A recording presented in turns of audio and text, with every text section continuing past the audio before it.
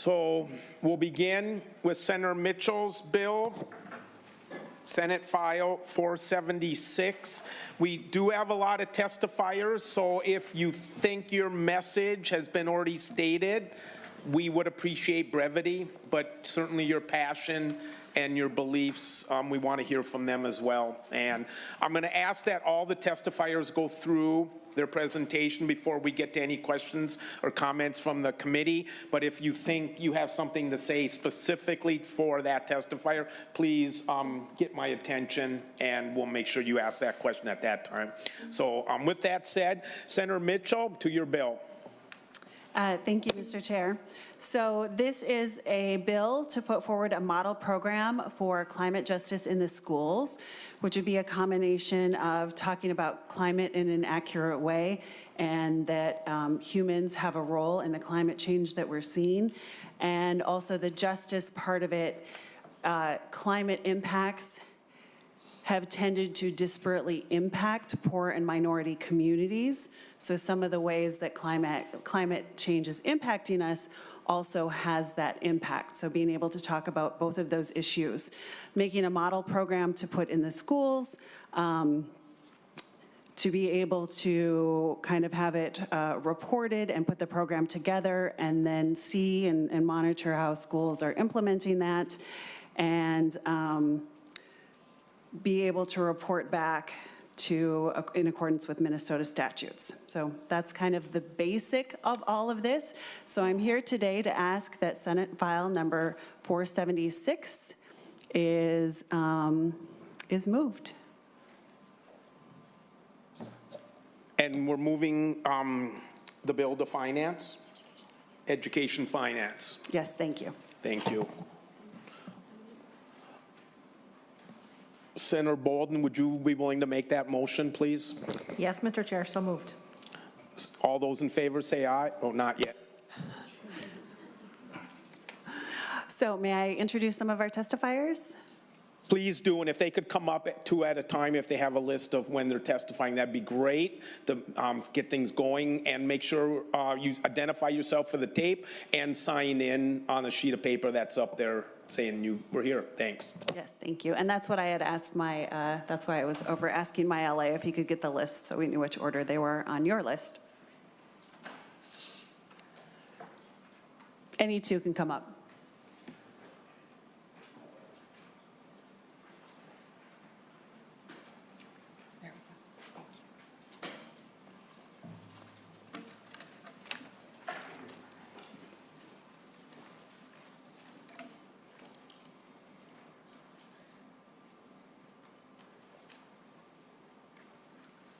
And you can sign in after you speak if that would speed things up for us. Thank you. Sorry, thank you. And I apologize for the, we're 30 minutes behind schedule because of session today. So thank you for our. Thank you, Chair Swedinsky and members of the committee. Good afternoon. My name is Kristen Poppelton, and I'm the Senior Director of Programs at Climate Generation, whose mission is to ignite and sustain the ability of educators, youth, and communities to act on systems perpetuating the climate crisis. I've had the honor of supporting the high school youth that wrote and stewarded this bill since its first iteration in 2020. I am a professional climate change educator, proud graduate of St. Paul Public Schools, and mother of 2 St. Paul Central students. This generation will feel the effects of climate change more than any other, so it is critical they have opportunities to study and understand the crisis. We, the adults in positions of decision-making, bear the responsibility of making those opportunities available and accessible for our students. A key part of public education is to equip all students with the knowledge and skills needed to be effective participants in shaping the future. Climate justice education is a necessary requirement to ensure all students have the same learning opportunities, like they do with all currently required subjects. Efforts to build a green economy begin with young people inspired to pursue a new career path. Comprehensive climate justice education is a step towards strengthening the future of Minnesota's green energy economy, and it will create trained and passionate candidates for the jobs needed to support and sustain implementation of legislation like the 100% bill that has now been signed into law.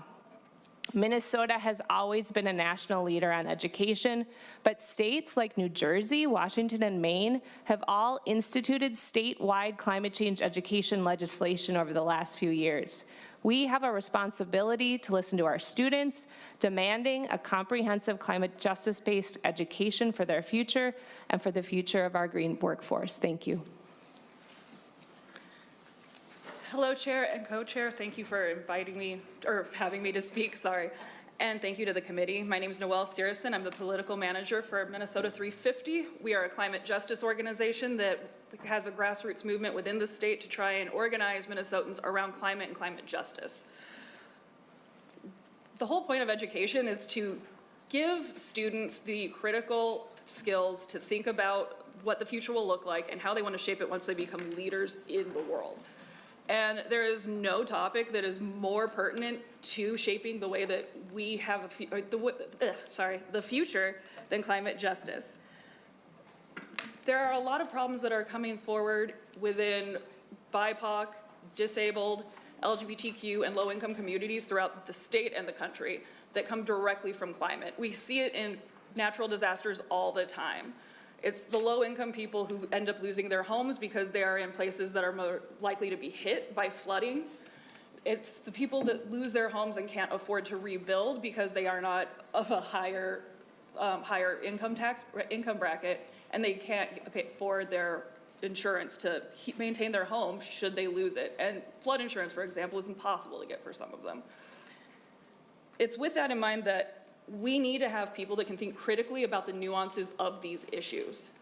We need people that can look at the problems that we're facing directly from climate change and that how it affects people that are low income, BIPOC, LGBTQ, and disabled, and look at the solutions and make sure that they don't hold the disproportionate weight of the burden to switch over to climate policy, climate, transitions, and that they're not the people that are left holding the bag for everybody else when it comes to getting these jobs, when it comes to any jobs that are leaving, like say the Iron Range. We want to make sure that they're replaced with good jobs that will keep people employed. We don't want to make a future for children where they're disproportionately affected and we leave the world worse off and they don't know how to fix it.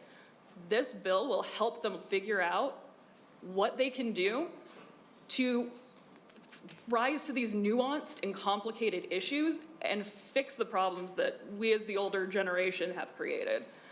And so with that, I would like to thank you for inviting me to speak, and thank you for your time.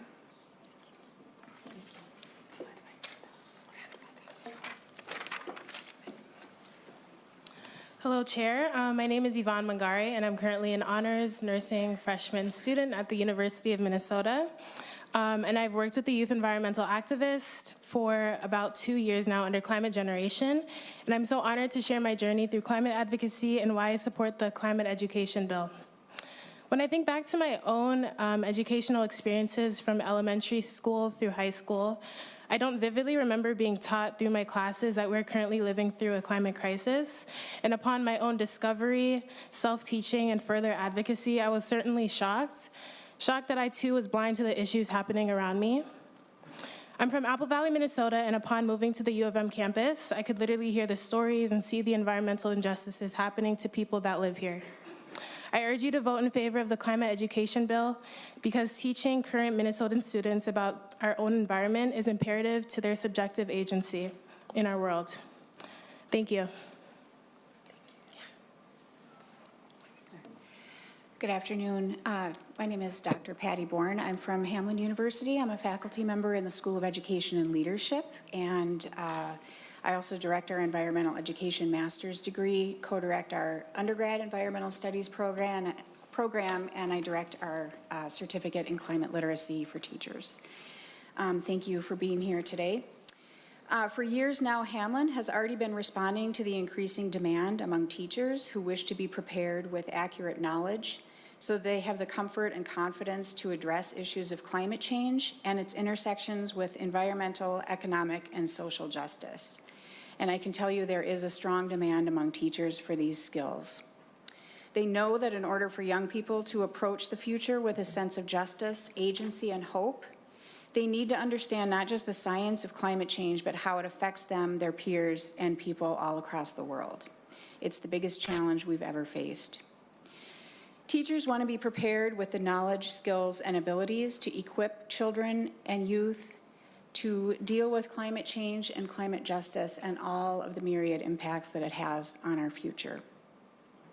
We need to support our teachers in developing the best, most scientifically accurate information to our students so that we can help our students develop their civic awareness and be prepared to meet the challenges head-on.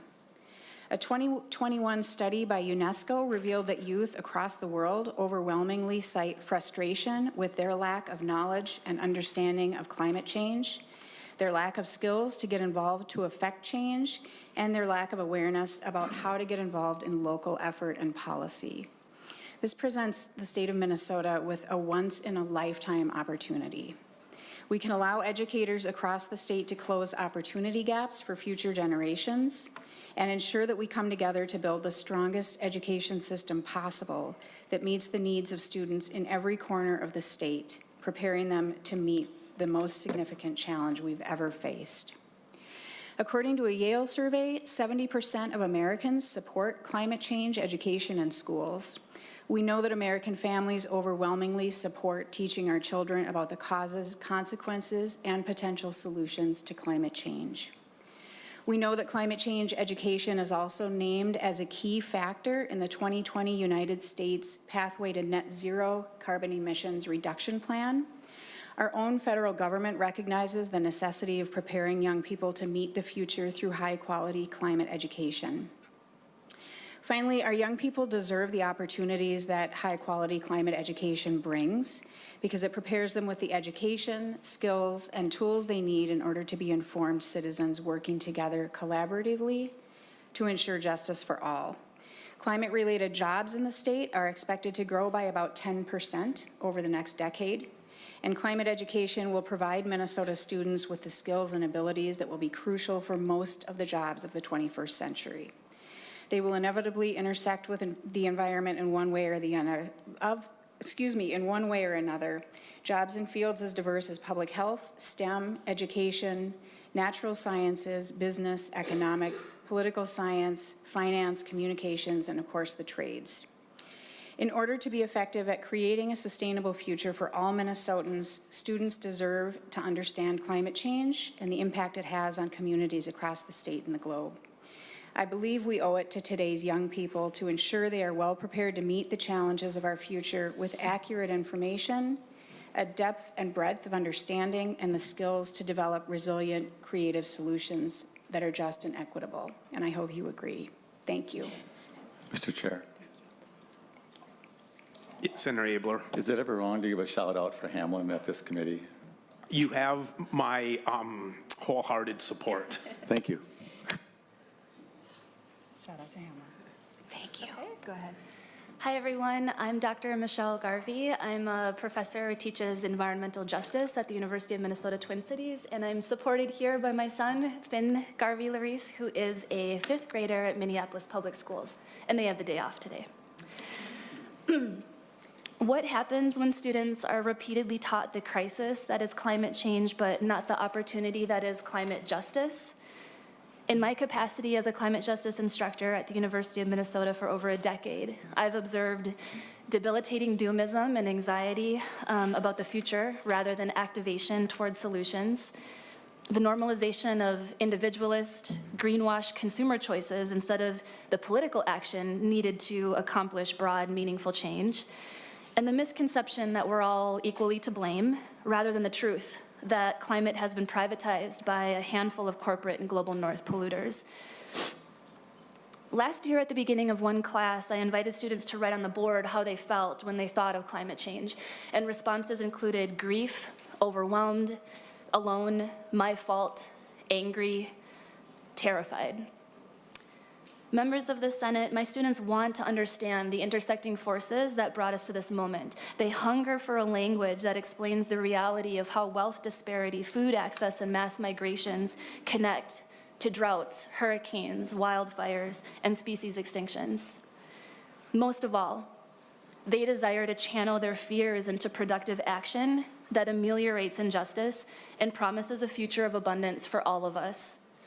They need to be taught all of this. We must complement climate science education with responses proportionate to the unprecedented burden placed on their generation. Responses that open opportunities for them to channel their outrage, leverage their passions, engage their communities, and innovate solutions. Senators, I asked students to share their feelings in that class again, although this time after our unit on climate justice was delivered. Their responses included hopeful, determined, solidarity, agency, motivated, inspired, and activated. Thank you. Thank you, guys. Thanks. Are you testifying? Yeah. Oh, do you want to say something? Go ahead. Make sure you say your name. My name is Finley Garvey. Can I say it? Yeah. Climate change, like it makes me mad, and I just want to learn how to deal with it. Thanks, babe. Yeah.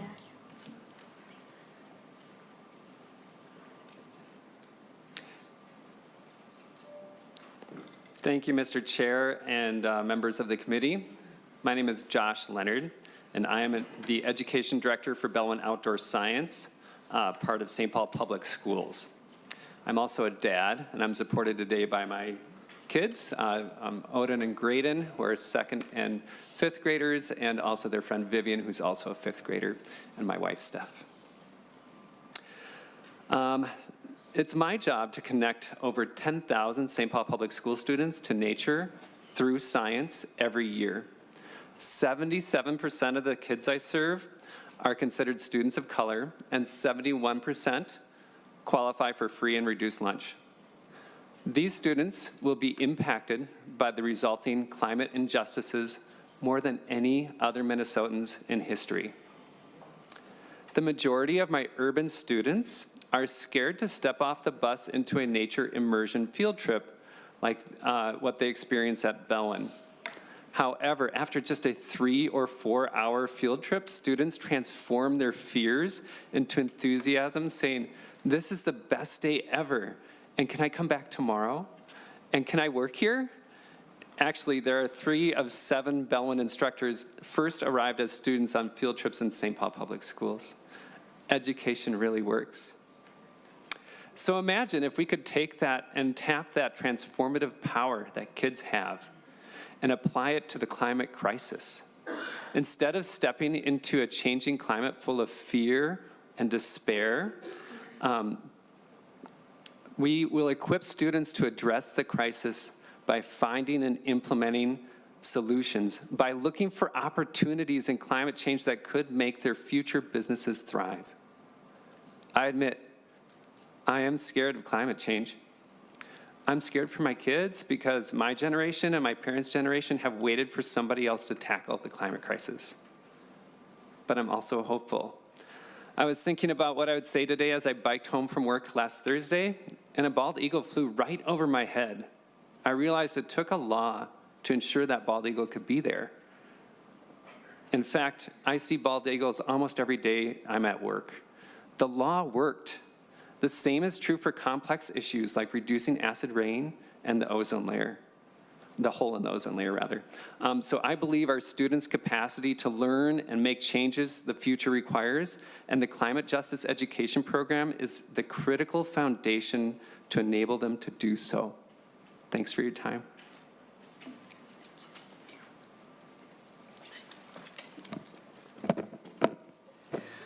Good afternoon. My name is Mu Shaka, and I'm here representing Lower Failing Creek Project in support of this bill. We are a Native-led nonprofit engaging people to honor and care for our natural spaces, sacred sites, and the cultural values within them. At the center of our environmental justice organization is the fundamental Dakota principle, Mitakwe Owasin. We are related to all living things. The pursuit of climate justice asks us to look beyond ourselves, from the legacy of American Indian sustainability practices to the future generations that deserve the right to clean air, clean water, wholesome food, safe housing, and sustainable energy. It is fundamental to encourage our abilities to foster the health of our plant and animal relatives who provide us humans life every day. These rights are all at risk without proper climate justice education. We, as an environmental org, are inundated with requests to provide Twin City school districts with climate justice education for their students. Although we seek to educate all Minnesotans on Dakota stewardship and restoration values, the reach of our small nonprofit can only go so far. By implementing a curriculum on climate justice, this vital education would reach a wider audience of students that can move our communities to a sustainable future. So with that, I ask you, please support this SF 476 bill for a stronger Minnesota. Thank you so much. Hello, my name is Claire Carroll, and I am also here on behalf of Lower Phelan Creek Project in support of SF 476. As many have stated before me, it is necessary in this conversation to shed light on the fact that climate injustice, pollution, and forced displacement have disproportionate effects on communities already facing systemic barriers. More specifically, Black, Indigenous, people of color, those with disabilities, and low-income communities globally. No matter what an individual's viewpoint is on the science regarding climate change, we cannot deny the existence of climate injustice in our nation. I have witnessed these injustices firsthand against Indigenous people specifically, both in Standing Rock Reservation in North Dakota and in northern Minnesota in regards to unjust oil pipeline operations. Many Americans are still unaware of the injustices happening in these places. However, chronic illness caused by pollution, as well as lack of access to clean air and water, is an alarming reality for an increasing number of Americans. If you remain unconvinced about the gravity of climate injustice, I ask that you further examine the public health crisis caused by the recent chemical spill in East Palestine, Ohio, and its direct impact on the individual sovereignty of its residents. While we cannot undo environmental harm that has already been done, Minnesota has the opportunity here and now to teach our students about climate justice and provide them with the knowledge and skills to create a healthier and more sustainable future for all Americans. For these reasons, I am asking for bipartisan support of SF 476. Thank you for your time.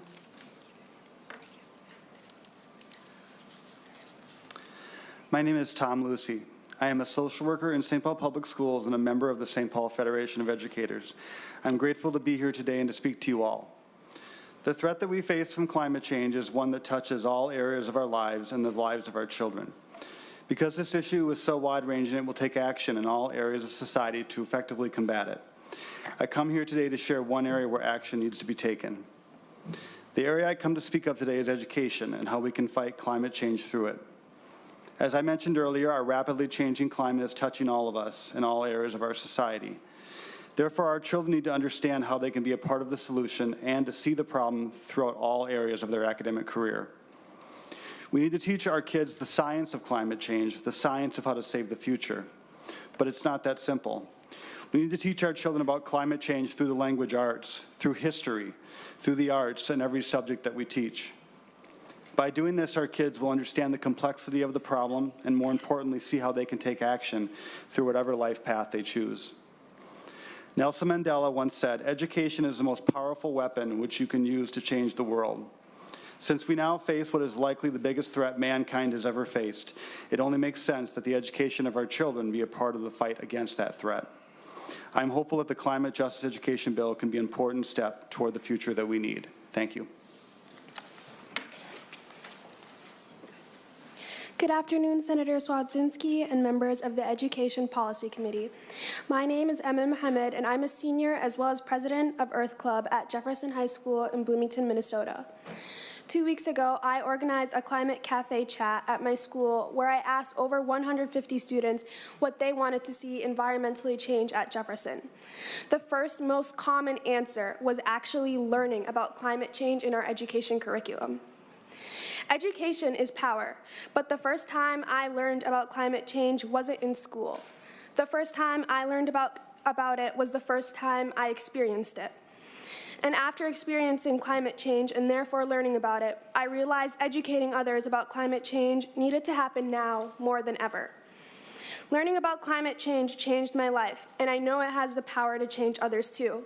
So in 2021, I presented to the staff of my school why climate change deserves to be a part of our curriculum, along with a comprehensive guide with over 60 resources on how they could integrate it into their corresponding classes.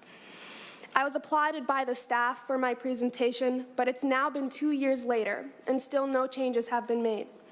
Changes must be made because students want to learn about climate change. The ED Week Research Center surveyed a sample of 1,055 teenagers in October 2022. 65% of the students responding said they want to learn more about how climate change will affect the future of the Earth and society. When we educate the student population about climate change, it empowers them to develop a strong personal connection to finding climate solutions. We must not pass on the opportunity to educate students to prioritize the current climate crisis. Even if you don't believe in climate change, please believe in your students' voices and pass SF 476. Good morning, Senator Swadzinski and members of the Education Policy Committee. My name is Rakia Sheikh. I live in Brooklyn Park, Minnesota, and I am a youth environmental activist at Climate Generation. Since my freshman year, I have been excited to take one of the most popular classes in my school, AP Environmental Science. One of my friends took the class, and when I asked her about it, I was surprised to hear that she had found it to be stressful, but not because of the homework. She was stressed because of the content. She ended up dropping the class because of the distress that it had caused her. According to Harvard Health, 2 out of 3 Americans experience climate anxiety. Often what pulls people out of environmental activism is the way that it is presented, in most cases as a doomsday event, that we are all going to die in the next decade due to environmental degradation, making all of our efforts meaningless. However, this perspective is extremely harmful, and rather than motivating, it often leaves students distraught and hopeless about climate change. The difference in this bill and how climate change is normally taught in schools, if the school is lucky enough to have an environmental class, is that this program would be geared towards climate justice, on solutions to climate change. Focusing on solutions to climate change can empower young people to take action and make positive impacts on the world.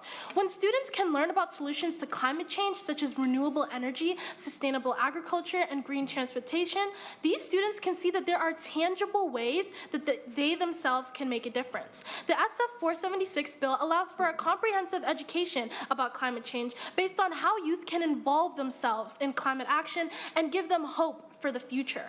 This will inspire young people to take action and make positive changes in their own communities. By teaching climate justice in our schools, students can feel more hopeful and optimistic about the future, equipping them with a mindset that will excite and empower young people to take action. As a high school student who sees the potential in all of my classmates every day, I support the passing of the SF 476 bill.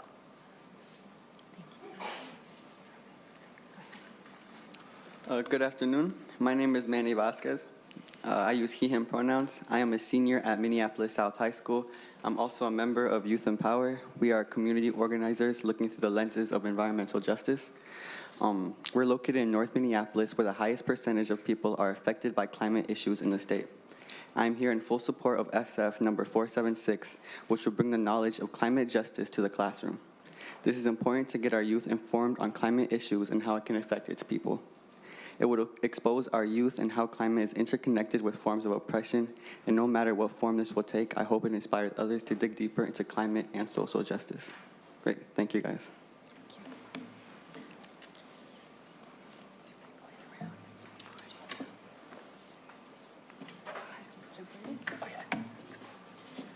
Good afternoon, everyone. My name is Tom Lloyd, and I'm a senior at Jefferson High School in Bloomington and a youth organizer at Climate Generation.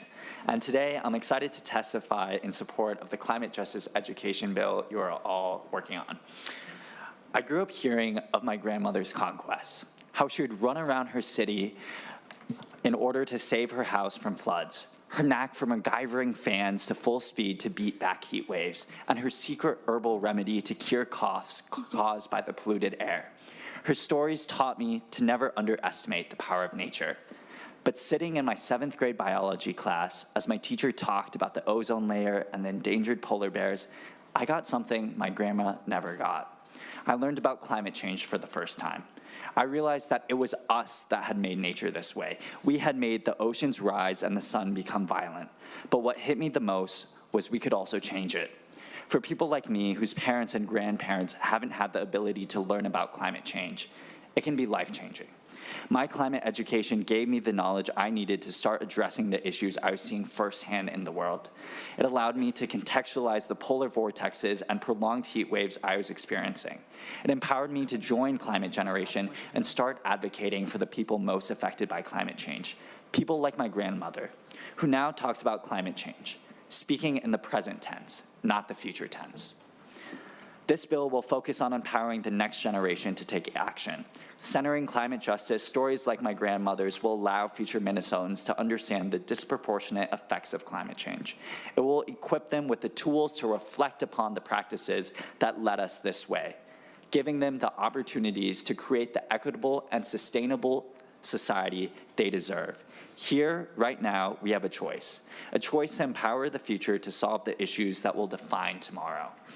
I know the impact climate justice education has because I lived it. It's the reason why I'm here today advocating for this bill. I also wanted to clarify what this bill would do. This bill would create a model program and would not create required curriculum as the Minnesota School Board Association had stated. Please pass this bill. Thank you. Okay. Hello, I'm Beth Mercer-Taylor, and I am staff at the Institute on the Environment at the University of Minnesota, Twin Cities campus. And I manage a lot of sustainability education programs. I teach about the energy transition, and I support a huge number of amazing student-led projects. You might be wondering, higher education now, what's she doing here today? And I want to tell you about two things. There's an opportunity for Minnesota higher education through this bill, something that me and my students are really excited about. We have a chance in the higher education community to augment and enhance the kind of climate justice education being proposed here today. I also want to share with you some work students did on my campus. They passed a resolution. You may have already heard a bit about this, but it's just so important that student government at the University of Minnesota has taken a leadership role in advocating for climate justice education. So why am I here coming from an environmental institute at the university? I'm really motivated by the partnership I've had a chance to build with teachers like Angela Asuji, who teaches chemistry at Washburn High School and is the past president of the Minnesota Science Teachers Association, as well as her counterparts who I've worked with across the state, teacher friends in Duluth and Mankato and Morris and Crookston. Together, a couple years ago, we applied for a National Science Foundation grant for a project called Empowering Peer Mentoring to employing peer mentoring to empower youth to become 21st century energy leaders. Our idea is to bring college students into high school classrooms as mentors, where they can learn about climate justice together and then come up with their own solutions. We're starting out at the research now, but we believe that this kind of close-in-age mentoring idea, this idea of a pathway that students can be on, will lead more high school students deciding to aim their sights on STEM and energy transition and climate justice jobs, especially women students and students of color who are underrepresented in these fields. It could not be more important with the Inflation Reduction Act now. This climate justice education bill would see more teachers and schools with the capacity to work with our higher education community on climate justice. We would see greater diversity and breadth of experience and perspective from our students about climate justice. We will become better at teaching our more motivated students, and they will build better solutions with our researchers and in our labs and our campus, and all of our projects will become better. So important. The college students themselves are also the ones who've been saying this. Certainly many of them do come knowledgeable and experienced in climate justice, but over and over they tell me I didn't have enough in my K-12 education. I wish I had known more. They have shared that with me, year after year since 2008. They are deeply disturbed by the fact that often they don't know until they're in college that climate change is happening real and affecting people who are the least contributing to it the most. And they wish they had learned that and been able to orient themselves earlier. The Minnesota Students Association in 2019 passed a resolution for more environmental justice education at the university, but I think what they say applies in the high school and the school context just as well. So I'd like to quote from their resolution. It was authored by Cy Power, who was the representative in student government on the Sustainability Committee. And quoting from the resolution, whereas changes in environment, though they impact everyone, have a disproportionate effect on communities that are already burdened. Therefore, we, this is Minnesota student government, call on the university administration to increase environmental justice-themed courses across disciplines and colleges, including support for EJ course projects funding, building administrative capacity, providing faculty training in EJ scholarship and methods, and opening faculty lines for EJ scholars in existing relevant departments. Therefore, we call on our college leadership to add a required environmental justice component to existing environmental majors. Therefore, we encourage the university to facilitate engagement with community leaders of local and global environmental justice organizations and institutions to foster more community-engaged learning, expose university students to the issues that impact the community in which they are living, and better prepare students for their futures by building relationships, networks, and skill sets during rather than after college, while also prioritizing equitable contributions and compensation.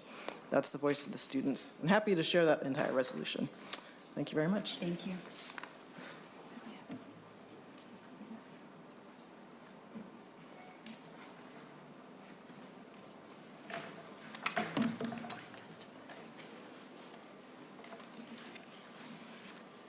All right, good afternoon. Chair Swadzinski, Senator Mitchell, and members of the committee. My name is Dr. Jen Fuller, and I'm a policy advocate with the Minnesota Center for Environmental Advocacy.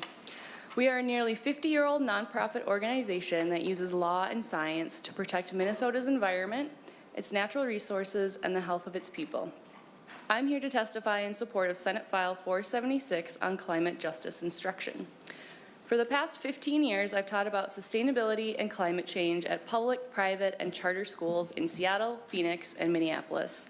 I know that teachers have a lot on their plate, but I've also taught about environmental justice in K-12 courses from English to biology to geography and math, so I know that we can integrate these concepts into existing standards. It's clear that this man-made problem is impacting under-resourced communities right now in the United States and abroad. Humans are not separate from the environment. We exist within, shape, and are shaped by it. It is imperative to teach others how climate change affects people unevenly with higher impacts in communities of color, on low-income families, and those with disabilities. For example, a recent study showed that red line districts in Minneapolis were 11 degrees hotter for land surface temperatures than non-red line districts, putting Black residents at higher risk of heat-related illnesses. Higher temperatures can also worsen conditions like asthma, which are already more prevalent in these communities due to nearby industrial air pollution. These are just a few of the overarching consequences we face. While Minnesota has now passed ambitious climate goals, we need to cultivate the human capital needed to reach them, and this bill would do just that. We know that students go home and tell their families about what they learned in school, expanding the potential reach of this bill. When people ask me what gives me hope for the future, I always say youth organizers. They understand that the human causes and costs of climate change intersect with existing inequities. On a personal note, Chair Swadzinski was my high school government teacher, and my testimony here demonstrates the impact that K-12 education can have on shaping young people's career trajectories. And I urge the committee to vote for this bill. Thank you. Thanks. Is that everybody? Okay, great. Thank you, Chair.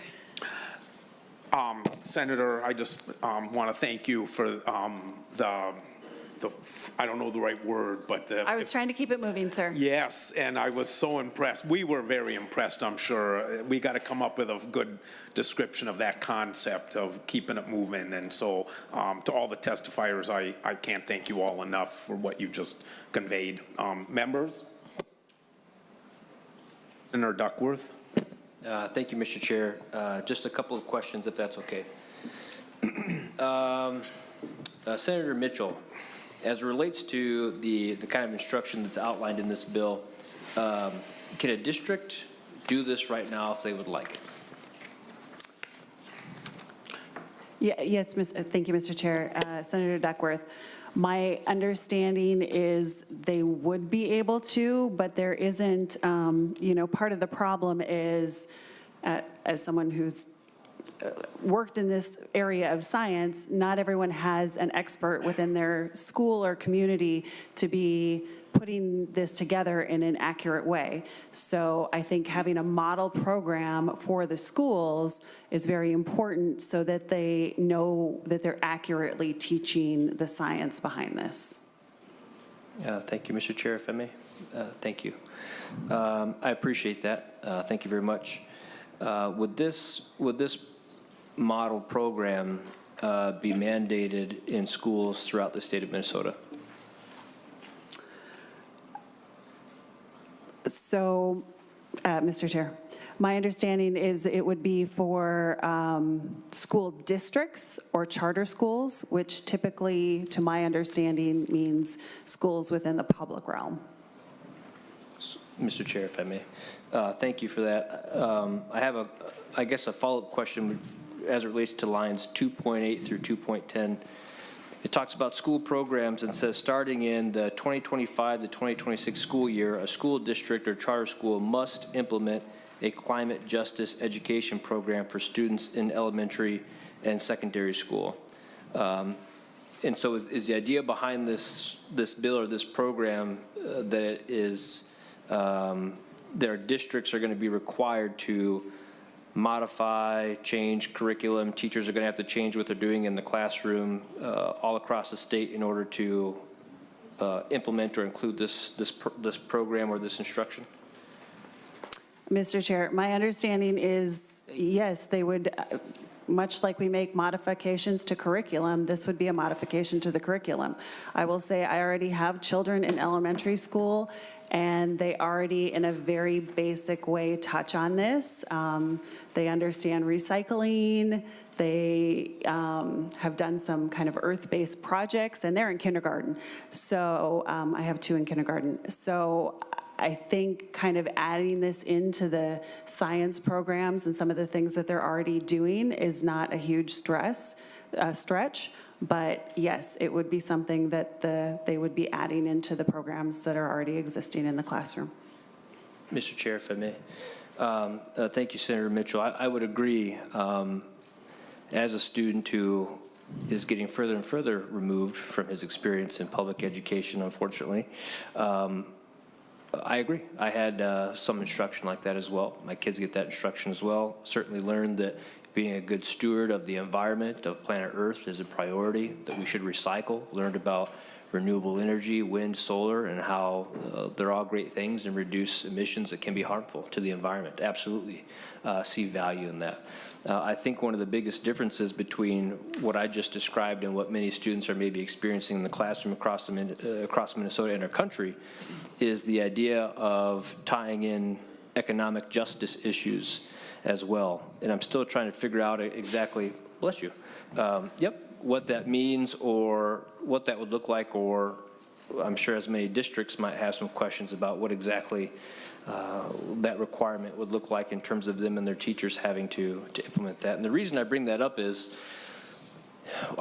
I hope that communities, parents, school districts, those across the state find some consistency with what we're trying to help them accomplish at the state level. And we've had other bills come before us to take things off the plates of teachers, specifically because their plates are so full and because we're expecting so much of our teachers, of districts, of schools, and our kids.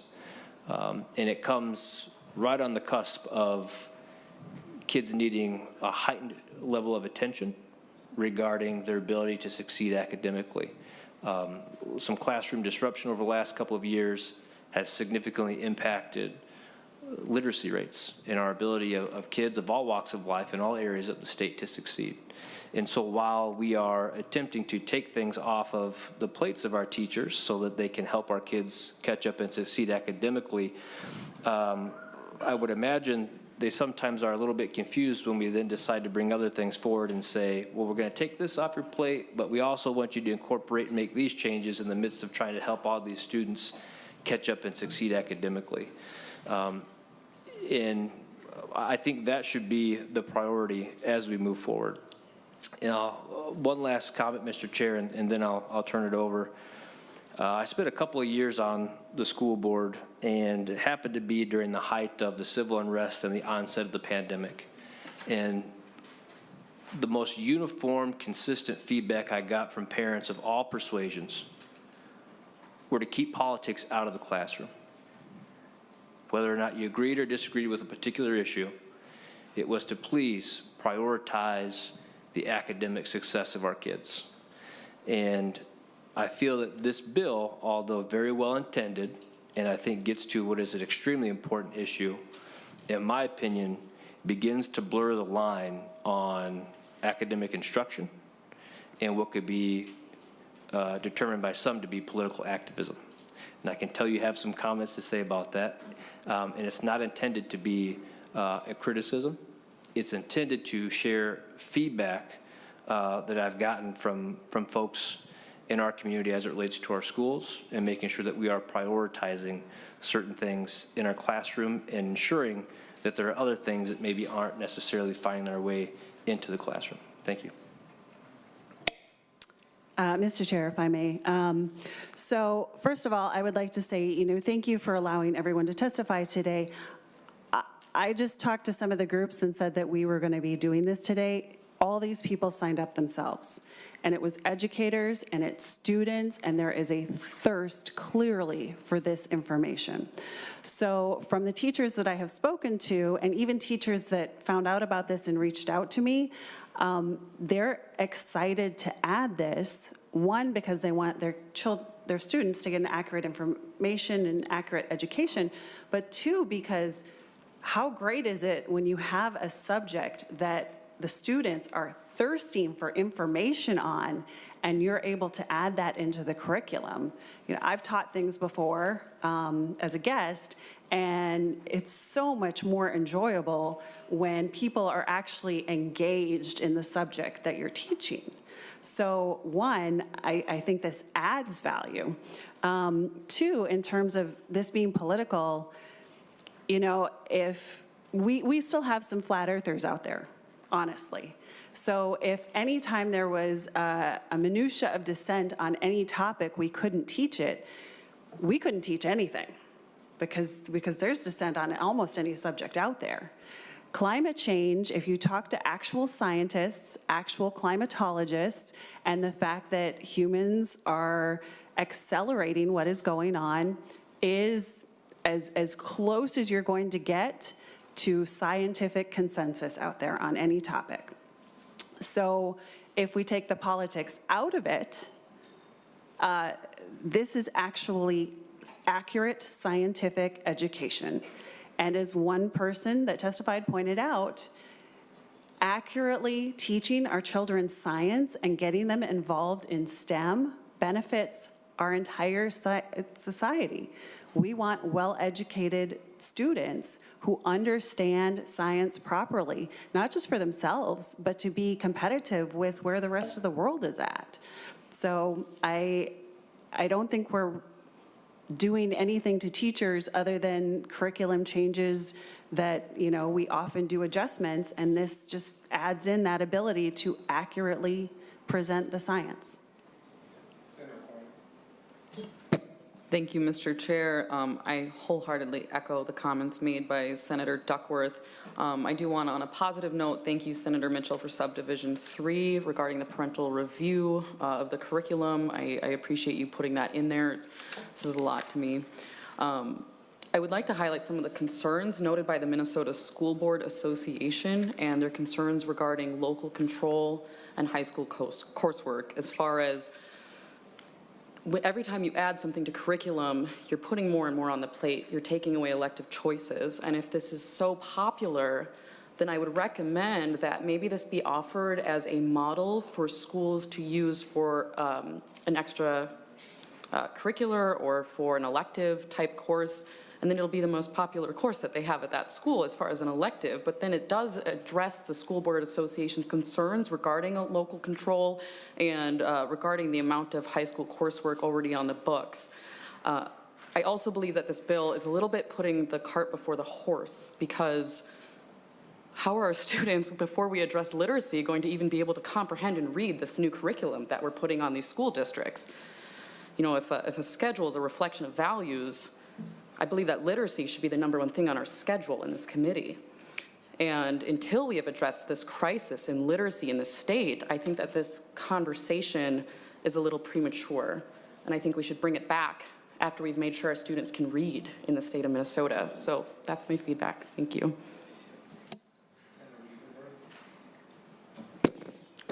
Thank you, Chair. So as a fellow scientist, I know we need to, when we're using accurate terms like this is accurate science, and in science you have to allow opposing viewpoints to be proven true or false. Now we can't 100% say that what we're doing is for sure increasing climate change on Earth. Now, you can call me crazy for saying that and whatever, but you can go back and talk. So let me ask you a question. Are we going to be teaching geology in this course?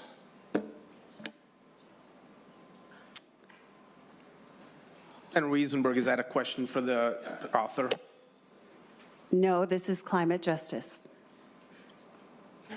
Okay, so we need to understand geology to understand climate. I know there's people out there laughing at me in the crowd, but I do have a degree in wildlife biology, and I have gone to college, and I have had classes with actual scientists and actual geologists and actual climatologists that have a differing viewpoint. Now, do I think we need to be burning tires and all this? No, we need to work on a better future, but we need to use actual science, and you can't just say this is actual science because you believe it's actual science. You have to prove this.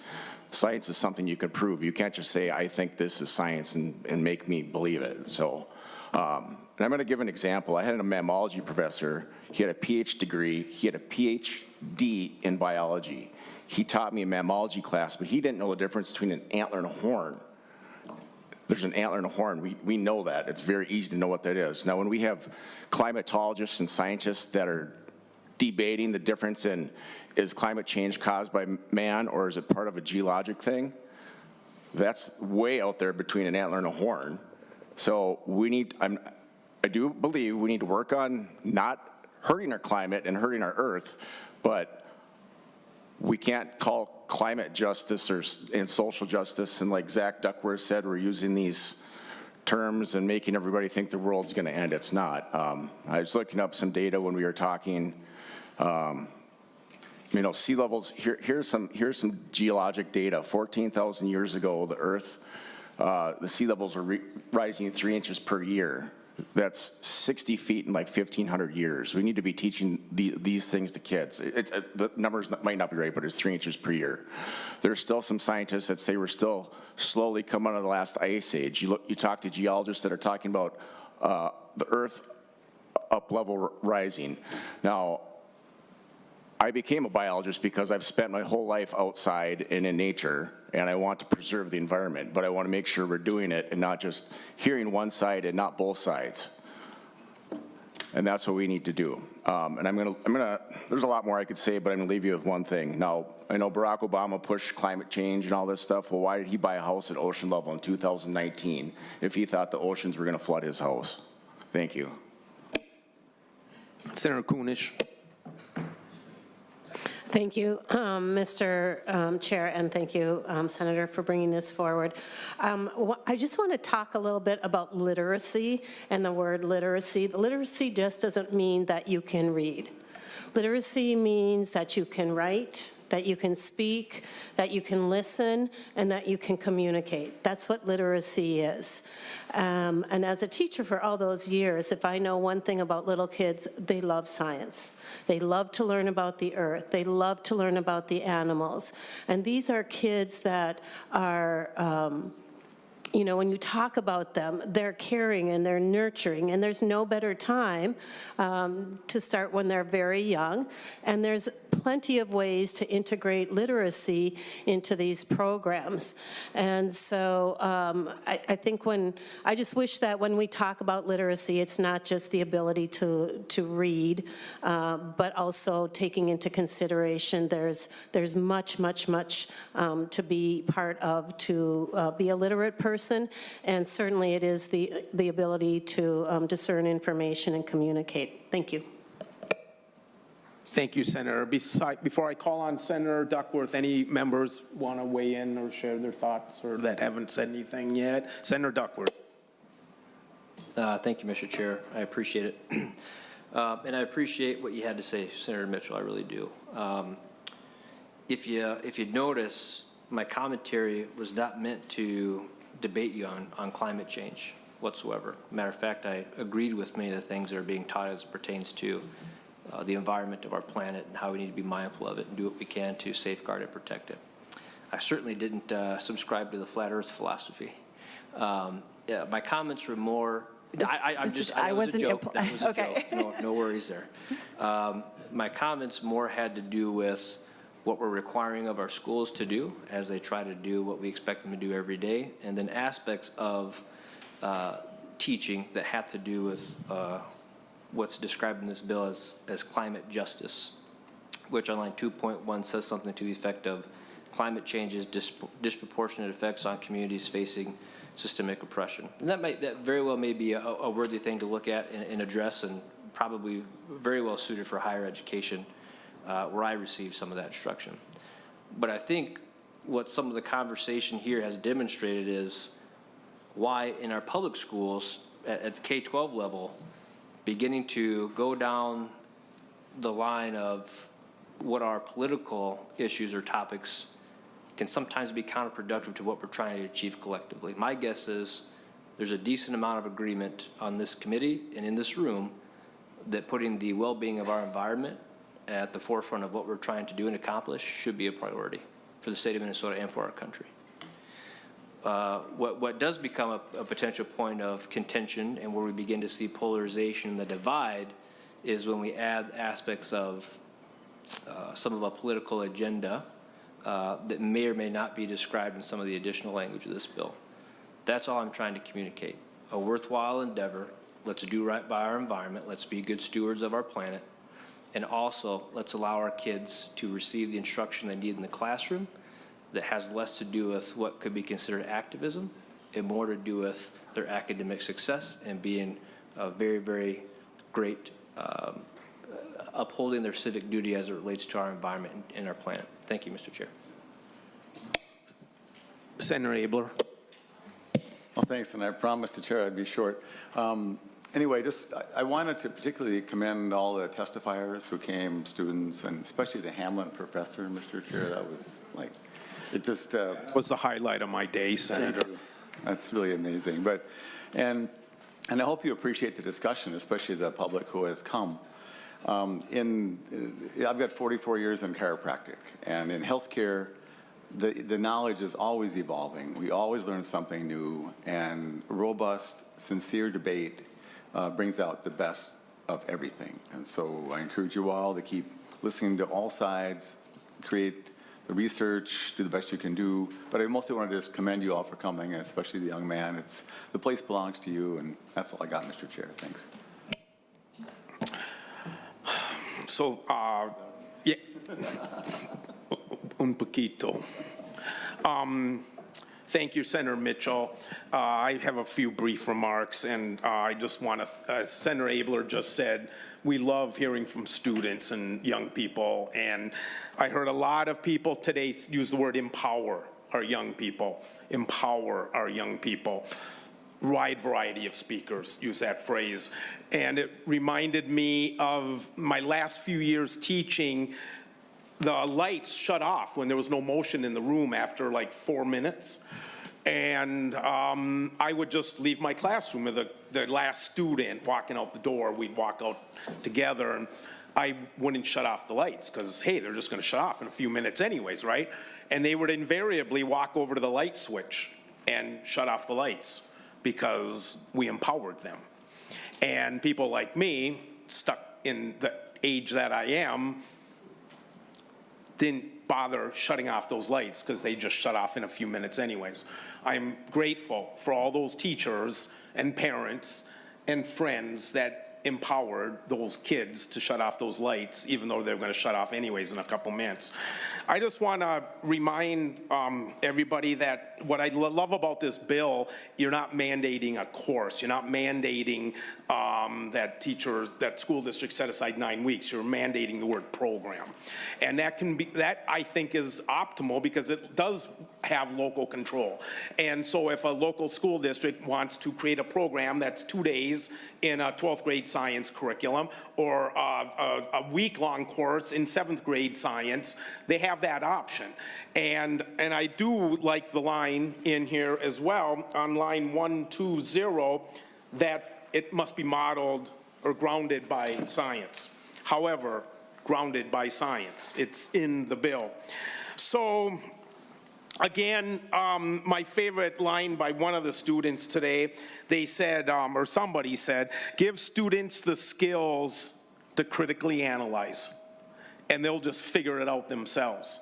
As a government teacher of 33 years, that's what I tried to do myself, is just instill my students to be able to think. They are smart enough to figure out what their politics are. I'm not trying to make them Democrats or Republicans. I just want them to critically think. And that's what we're asking the 100% of the students, is to start critically thinking about science. And they can decide if they want to believe in climate change or not, but let's give them the tools needed to make those decisions. And so I heard a lot of words like hopeful and determined. Whoever gave that list of about 8 things, I couldn't keep up with you, but I loved that, because that's what education's supposed to do, is make kids hopeful. I don't want to be part of a curriculum that makes kids less hopeful or less determined or less empowered. Senator Duckworth, I love it when you say things like take things off teachers' plates, because we can't keep putting things on their plates without taking things off. I'd be more than willing to listen to anybody with some ideas on how we can take things off teachers' plates, but I don't think this is one of those things that we should be taking off their plates.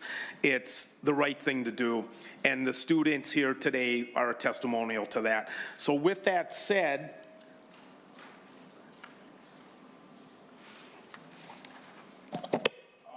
do I let people speak after my little soliloquy? I'm not sure.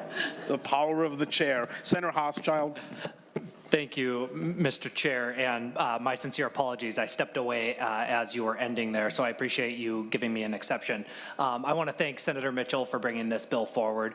I believe in climate change, and I'm really inspired by all the young people and all the people here that spoke about the importance of this issue. I wasn't a great high school student, but I was equally inspired by public service and advocacy. And that's really when I started becoming better at academics and finding my true purpose. And I think that's really a lot of what we're talking about here today, which is kids are inspired to make a difference and save our planet. And so I just want to say thank you.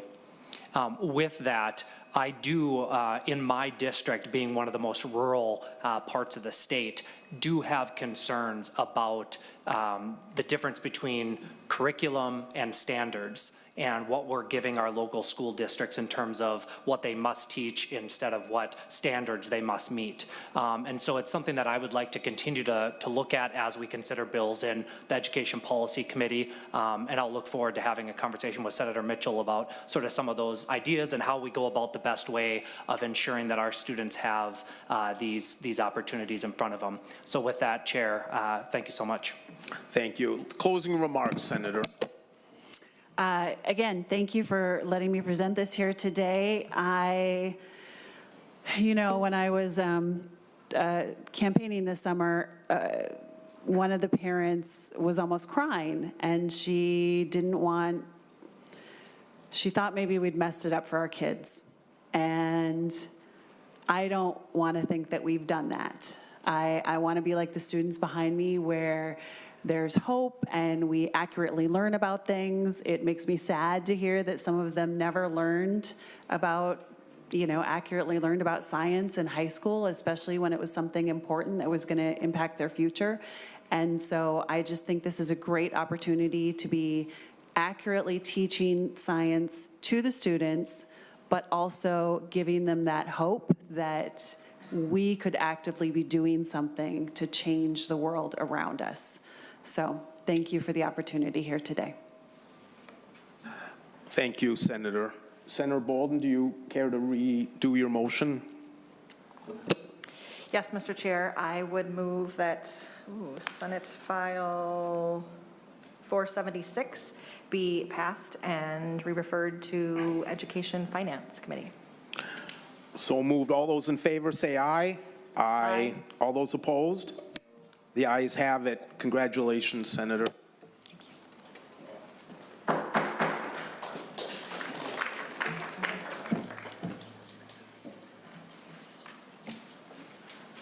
Senator Putnam?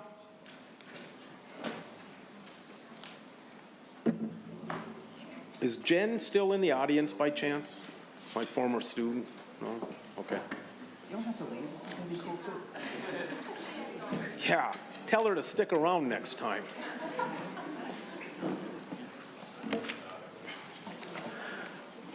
Senator Putnam?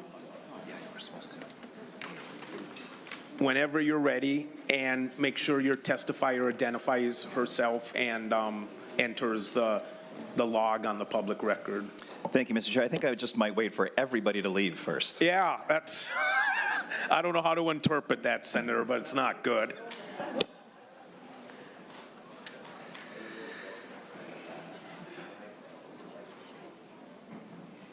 Well, thank you, Mr. Chair, and members of the Education Policy Committee. It's an honor to be in front of you today to talk about something that's incredibly important and hopefully a lot more efficient and quick than your prior conversation.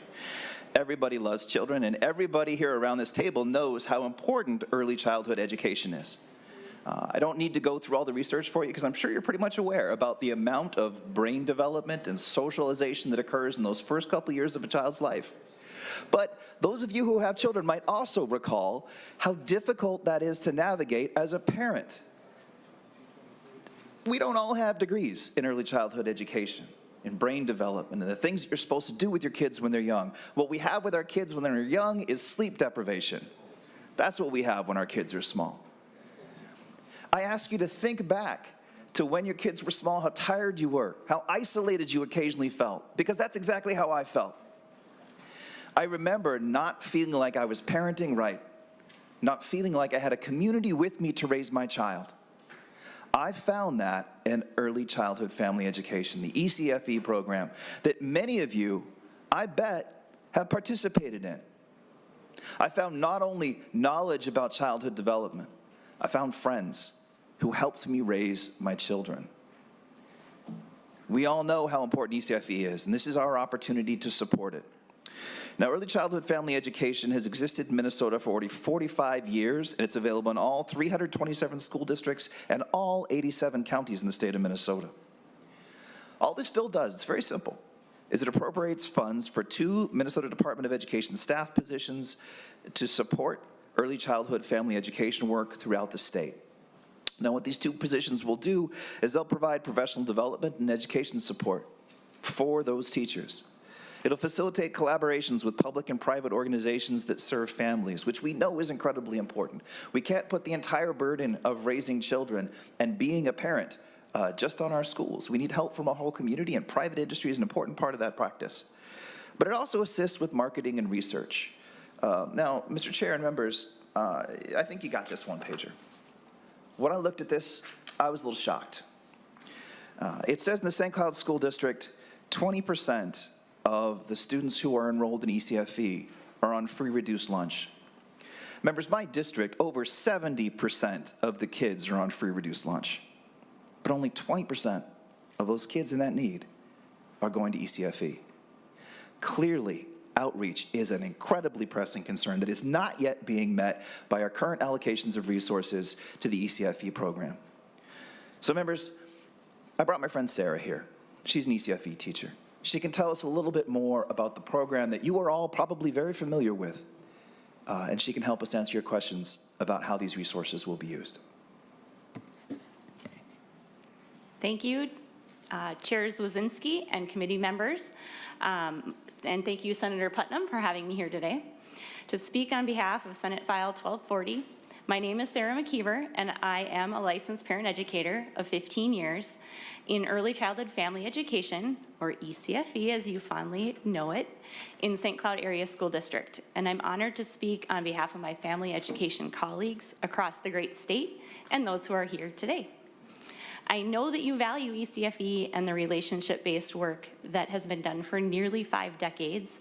As active community members, many of you, like Senator Putnam here, have been in ECFE classes with your own children, and you know firsthand the power of parents and caregivers coming together in a supportive environment to learn and grow together.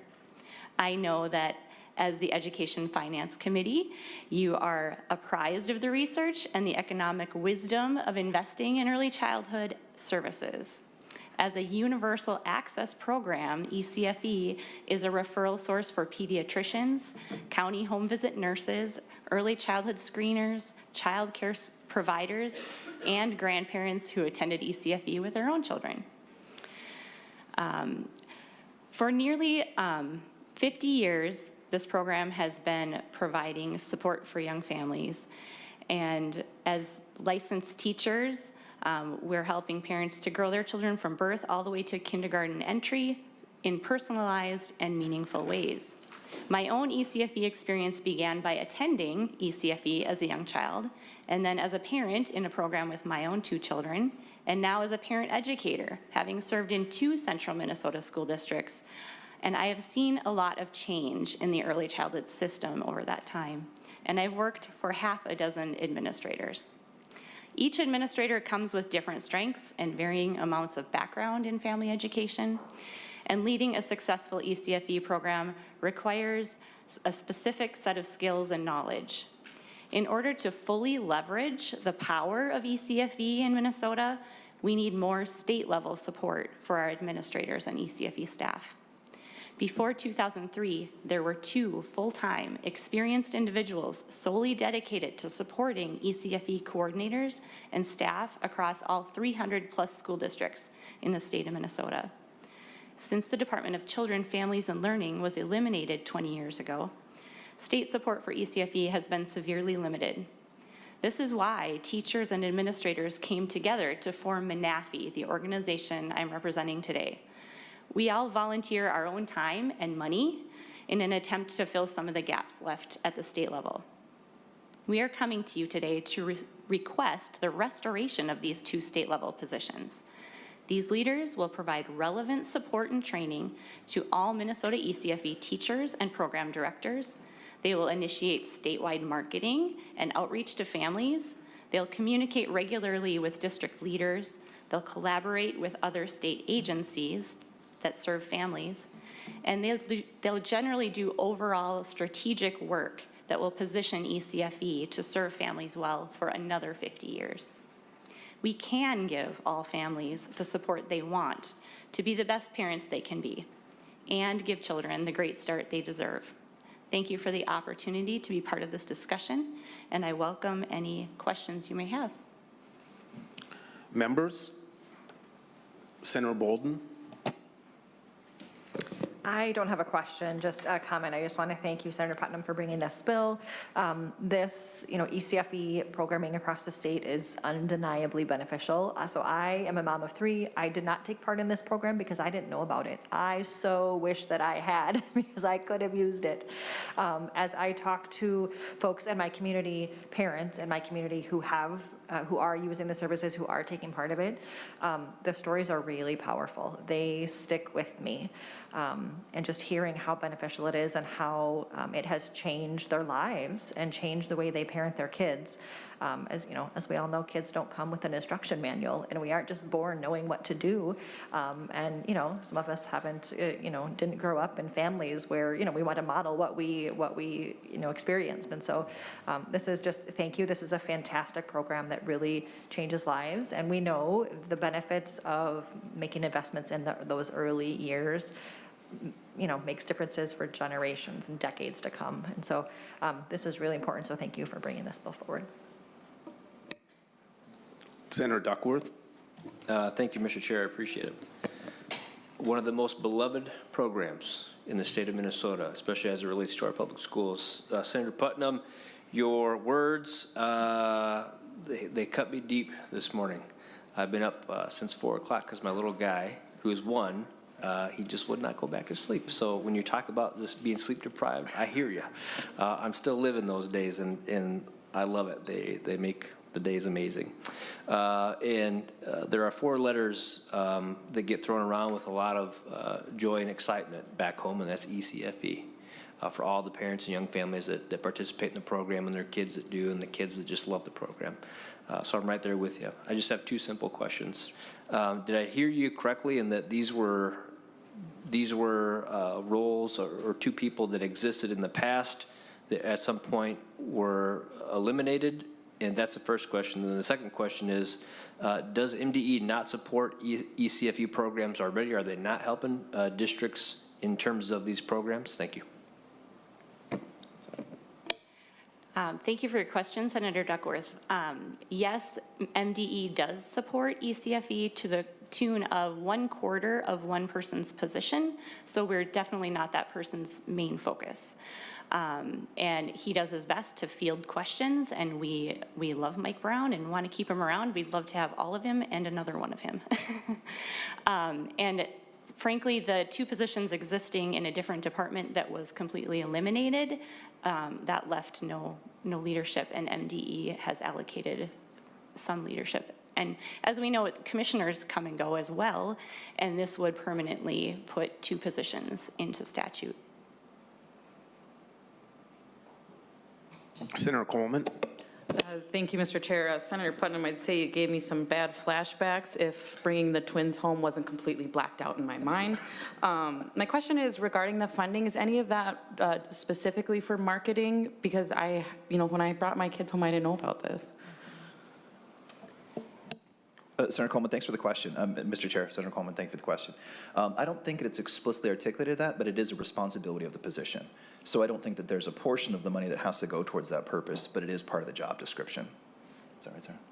Correct, yes. We're working with the Department of Education to craft a job description that would eventually be filled by these 2 positions, and marketing is a part of it.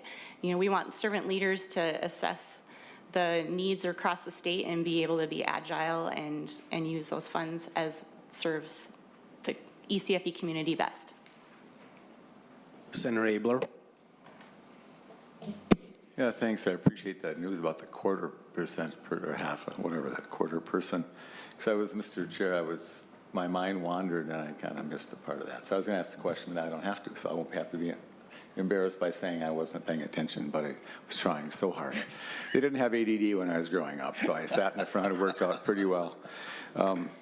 Anyway, so Anoka, the largest district in Minnesota, Mr. Chair, has a very strong ECFE program, and I'll ask them just what they wish they could have for more leadership. Is this in the governor's budget? Honestly, Senator Abeler, I don't know. All right. Well, anyway,